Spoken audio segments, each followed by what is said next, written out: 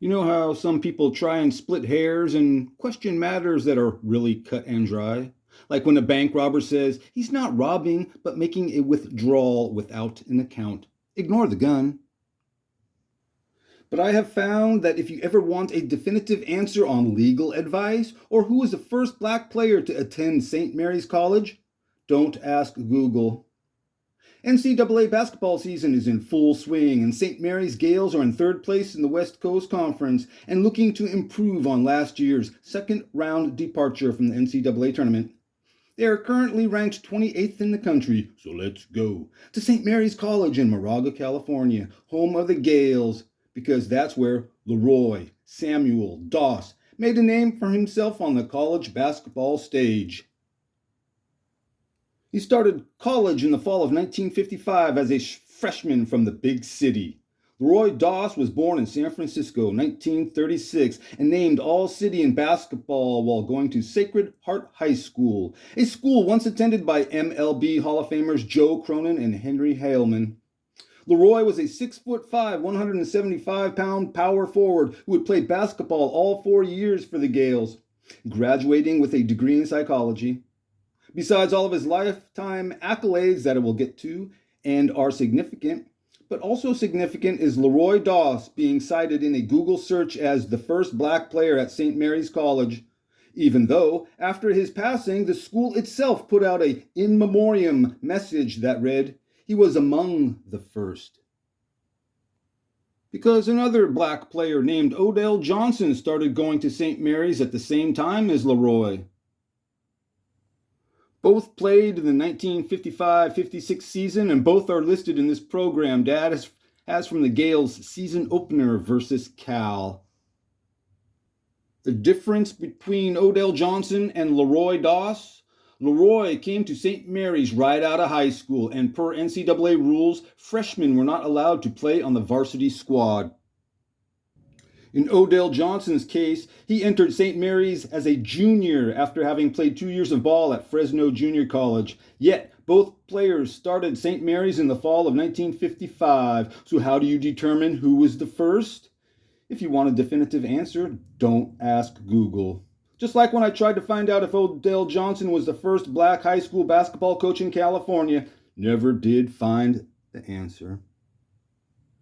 Side note, at this game, on the Cal freshman roster was a 17-year-old half-Mexican California boy named Joe Cap, who in the very near future would have a storied career in football, with Joe, aka the toughest Chicano, finding himself in a couple of football Hall of Fames.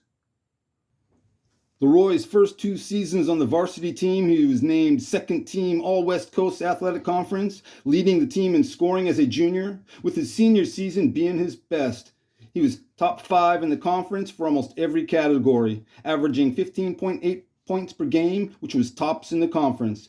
Second in field goal percentage, third in rebounds per game, and named 1959 West Coast Conference Player of the Year, making him the first St. Mary's Gale to win the award. Those are some nice accolades.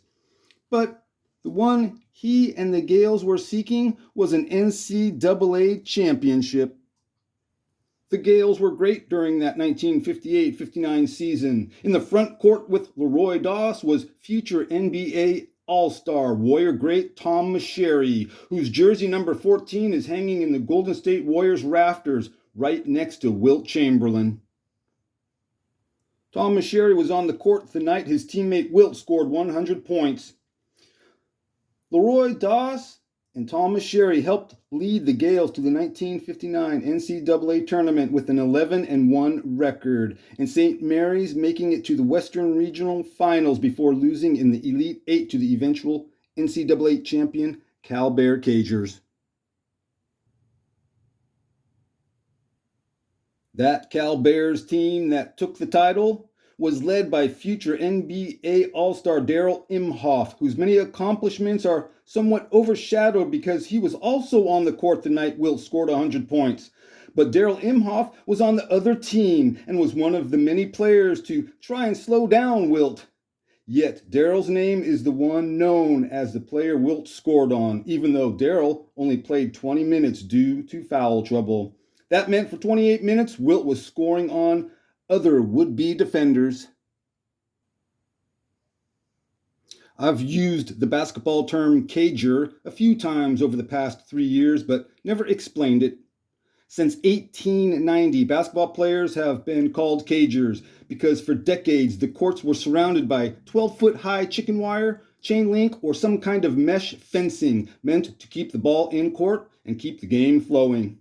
The cage actually surrounded the perimeter of the court, with the players getting cut up going for the ball or when shoved into the fencing. If no courts were available, they played games on stages. The cage also served to keep the players and the spectators from fighting each other for a variety of reasons, mainly the players getting mad at the fans for not throwing the ball back onto the court. You figure back in the late 1800s and early 1900s, there wasn't much to do for entertainment except for drink and get rowdy at a ball game. Basketball back at the turn of the century was like all sports back then, rough and tumble with a lot more physicality. They weren't dying like in football and baseball during these decades, but basketball was still rough. Though it was smoothed out with the introduction of Abe Saperstein's Harlem Globetrotters in 1926, who were seriously good players, and the sport was finally regulated in the 1940s with the CBA and NBA pro leagues were formed. It's the Harlem Globetrotters 100-year anniversary this year, and I've shown founder, owner Abe Saperstein's autograph, but have yet to profile him. Abe is like a few other men I hold off on doing their show, like Clay Hopper and Bob Sheffing, because they're quite controversial. Getting back to today's man of the moment, LaRoy Doss, who, when his college basketball days ended, did not enter the NBA. Instead, had a long career as an influential businessman who owned several car dealerships in Northern California.